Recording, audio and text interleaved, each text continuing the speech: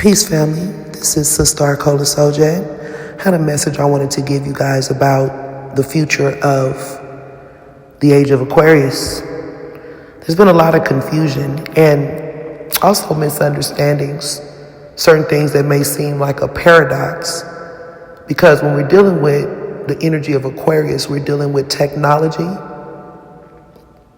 our thought, the mind, and we're dealing with humanitarianism, humanity, communities.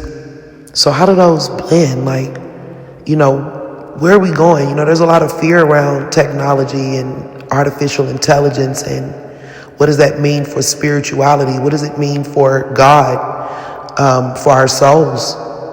I've been reflecting on some things. So the first thing I want to say is, first off, we always had there was always this fear and things that we would talk about, or people would talk about, since my childhood and maybe even before then, but they would talk about machine versus human and what that could look like.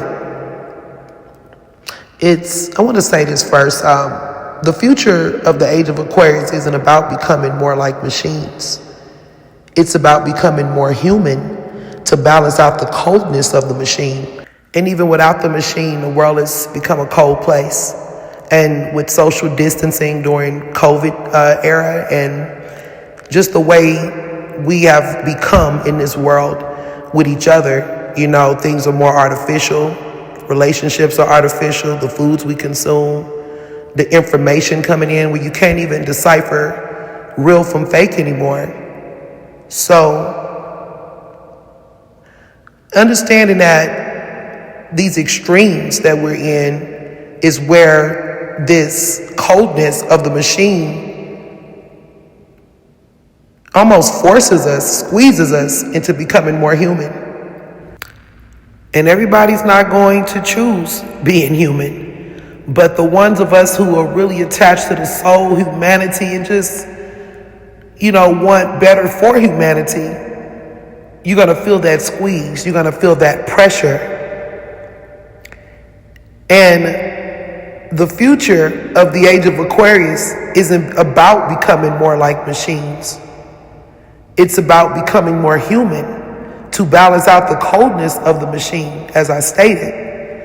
See, the real code of Aquarius that people always miss, everyone forces the Uranus rulership of Aquarius, or they look at only the Uranus side. Aquarius is actually ruled by two planets. The ancient Aquarius was ruled by Saturn, while the modern Aquarius energy is ruled by Uranus. So while everyone is looking at the robots, the internet, the flash, but they forget about the Saturn side, the foundation, the community, and the human weight of things. See, Aquarius is the water barrier, but the water isn't for the person holding the jug. It's for the collective. And it's understanding what that jug and that water really represents. See, the divine balance in the tech age is the jug, which is considered tech, and humanity, which is the water. The same type of water that Erykah Badu spoke on. She said, if you want to feel me, you got to be divine, right? Give me water from my mind. And that mental water is the Aquarian energy. So you're dealing with the jug, or tech. It's hard, cold, made of metal or glass. It's just the container. That's what tech is. I even told you guys that these phones and computers and all of that are just an incubator that we created to allow this intelligence to exist. But we are also an incubator for our soul. So our soul could be activated, our bodies, right? So when we're dealing with tech, again, that's the jug, and humanity, that's the water consciousness that pours out on humanity. This is our natural soul. And that natural soul is our humor, our shared pain, and it is the only thing that actually has life in it. Our vehicle, our vessel, the soul within that needing to be on activation during this time. Because You think you're seeing something now with all of the technology. You ain't seen nothing yet. And it's going to come to a time where it feels as if we're being pulled into this world so deeply that it's hard to find your way out of it. Because there's certain geofences and guardrails that will even tighten more. It will tighten so tight with this rigid way of one fits all in humanity. Because sometimes with Aquarius, what happens is individual needs get ignored while the collective is actually put on the forefront and they're prioritized, which you may say, well, that's not a bad thing. It's not a bad thing, but when you take a marginalized people or people that's already in the struggle, such as my people, black people, poor people, and the like, sometimes they get lost in the sauce and their individual needs are being ignored because it doesn't fit the collective agenda, whatever that is, right? So in this time, it's important to remember who we are on the soul level, because that's what we're being tested at, right? To a point where those that are already aligned with soul energy and the soul GPS and spirituality and even some religions, people are looking for answers and looking for God to return and these different things.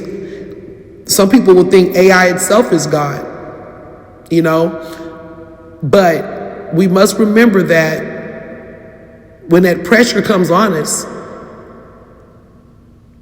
it means to go in. It's time to go inward, because that will be the only real thing that's left in such an artificial world. And when we're forced to go inward, we got to remember who we really are, okay? It's going to force us back into tapping into our own God frequency, understanding that we have the power and the power is within us to remain human. I know that sounds basic, but no. We almost have to remember to be human, to be humanity, to be the human. If you know, you know. The divine balance is realizing that the jug tech gets bigger and more complex. It does. Like I said, it's going to look real scary for some people.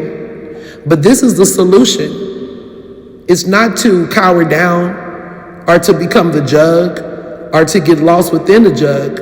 We have to continue to pour water into the jug. That's human consciousness. That's the human connection. Remembering who we are. You got to pour that into the jug. It's almost like you fill the jug with so much consciousness that you have to, it can't do anything but balance out the coldness of the machine, if that makes sense. If you know, you know. If you get it, you get it. However, I'm going to be building deeper on this. And if you're interested in these types of subjects and more, come down to Calligraphy TV on YouTube. Tap into my AI series and the other content that's there. Subscribe. And yeah, we're going to be definitely building deeper, you guys. For those that can hear me, because I know my message isn't for everybody. Everybody's not on the same mission and journey. But for those of you who's feeling that pressure and maybe lost in the sauce, tap in.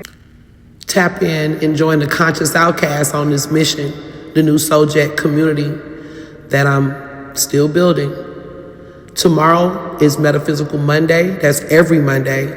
If you guys are interested in being a part of that live stream, and make sure you subscribe. Come on down to Calligraphy TV. We'll be glad to have you. You guys be peace.